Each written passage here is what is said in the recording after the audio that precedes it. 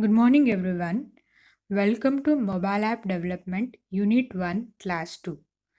Last class, we discussed about why we need to build an app, the cost of development, software and hardware required, some documents required to build an app.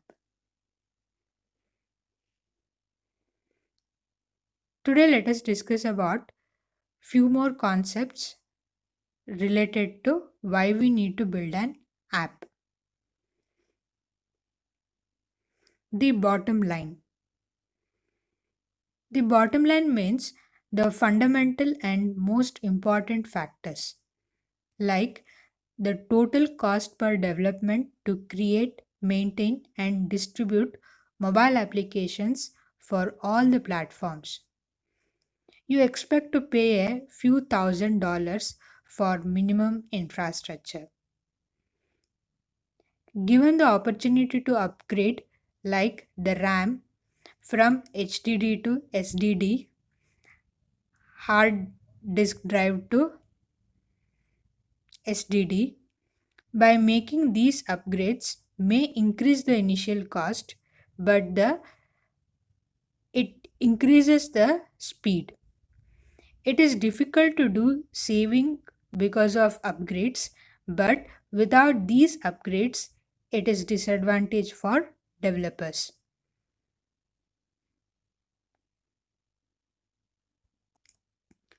Why is mobile development difficult?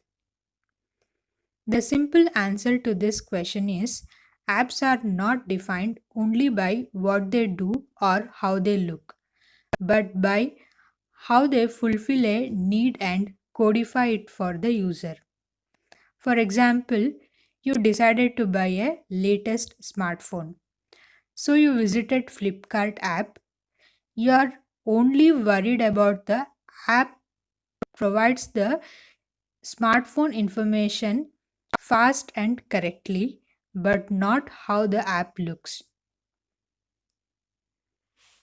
The nature of the mobile is if I touch and it does what I told to do, and the screen size is very small and fixed. Because of this, designing a user interface pattern within the small fixed screen may lead to many problems. These problems can be solved with proper planning and research. You can target your client and start working.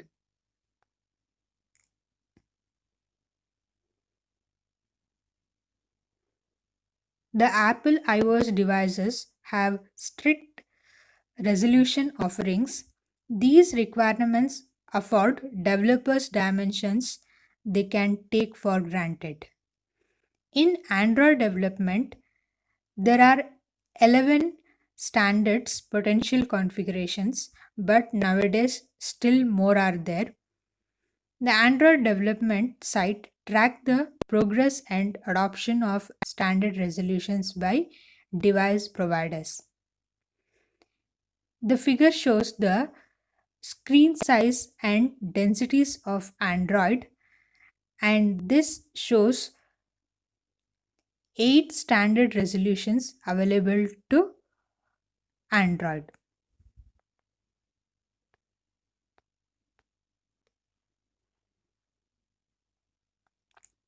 These are many mobile available in market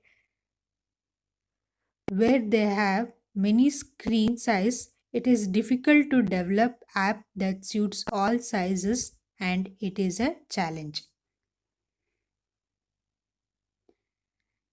Next topic is mobile development today. There are four major development targets: iOS, Android framework, BlackBerry, Windows Phone 7.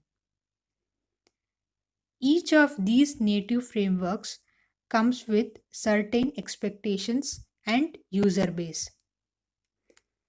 First, let us talk about BlackBerry. BlackBerry is used in education and government.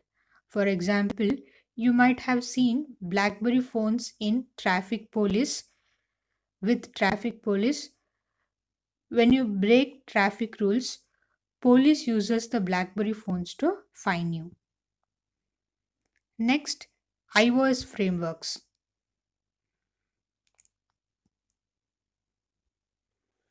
iOS frameworks runs on Apple mobile devices. The base language used to code is Objective-C language with Cocoa Touch as interface layer in the beginning.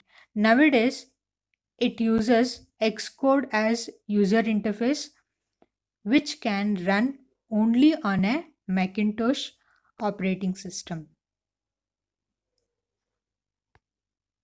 Next is Android framework. Android framework is written in Java and can be developed using any Java tools. It uses Eclipse with the Android toolkit as a UI in the beginning. Nowadays uses Android Studio, the same we are also going to use in the lab. Unlike iOS, Android framework can run on any operating system. It may be in a Windows, Mac or Linux. Like Android, the BlackBerry device framework is also written in Java. However, it is limited in that emulator and distribution tools runs only on the Windows at this time. Last one is the newest native framework on the market is Windows Phone 7. It uses Microsoft .NET framework. The language used is C Sharp and the framework lies in the subset of Silverlight. Microsoft is multi-platform web technology, but it runs only on Windows. Thank you.